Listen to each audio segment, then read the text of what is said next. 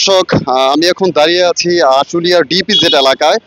আজ থেকে শিল্পাঞ্চল আশুলিয়ার কিন্তু অধিকাংশ পোশাক কারখানার উৎপাদন চলছে, তবে এখনো বন্ধ রয়েছে 25টি কারখানার উৎপাদন। এদের মধ্যে অনির্দিষ্টকালের জন্য শ্রম আইনে বন্ধ রয়েছে 20টি, বাকি 5টি কারখানা দেওয়া হয় সাধারণ ছুটি। একটু জানিয়ে রাখি, কারখানা খুলে দেওয়ার দাবিতে কিন্তু আশুলিয়ার পলাশবাড়ি এলাকার পাল গার্মেন্টসের সামনে কিন্তু শ্রমিকরা অবস্থান নিয়ে আছে। এছাড়াও মামলা প্রত্যাহারের দাবিতে লুসাকা গ্রুপে কর্মবিরতি পালন করছে শ্রমিকরা।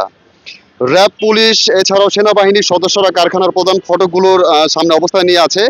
সকাল থেকে এমনটি দেখেছি আমরা। অন্যদিকে জানিয়ে রাখি, যে কোনো ধরনের অপ্রীতিকর ঘটনা এড়াতে মোতায়েন রয়েছে আইন শৃঙ্খলা রক্ষাকারী বাহিনী।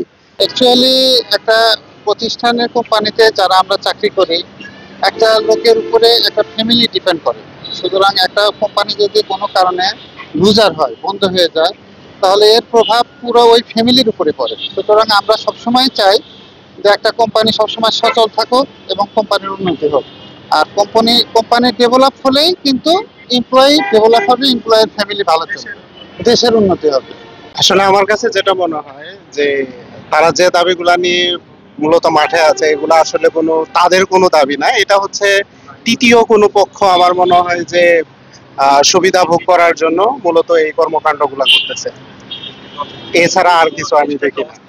অনেক সময় দেখা যাচ্ছে যে কিছু উচ্ছৃঙ্খল পোলাপান এসব কাজে লিপ্ত থাকে।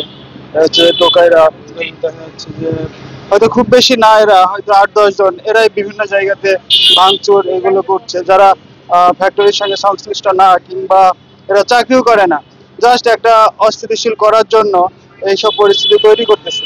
বাট আমার মনে হয় যে এই কিছু মুষ্টিমেয় লোকজনকে চিহ্নিত করে এদেরকে যদি ট্যাকেল করা যায়, তাহলে পুরো পরিবেশ কন্ট্রোলে আনা সম্ভব।